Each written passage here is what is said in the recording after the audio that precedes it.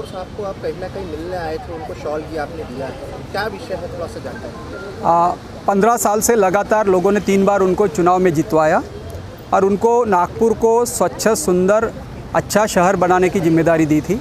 इसलिए हमने आज उनका आखिरी दिन होने के नाते उनका विदाई समारोह पे उनको शॉल और बुके देकर सत्कार किया।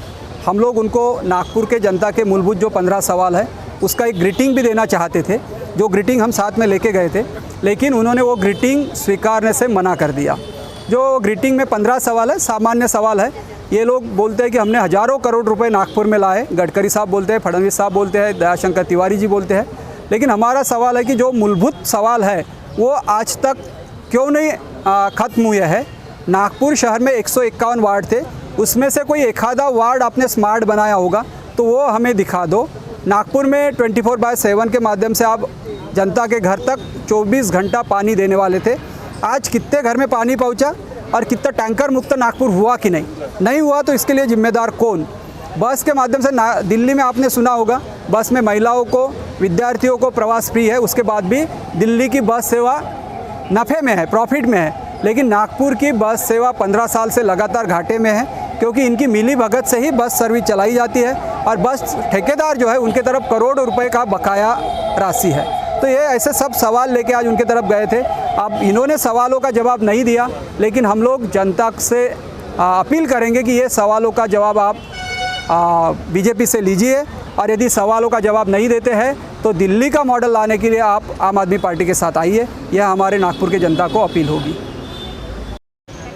आज का ये जो विषय रहा, महापौर जी के यहाँ पर हम आए थे, इसका क्या विषय है और क्या आप लोगों ने यहाँ पर आज किया है।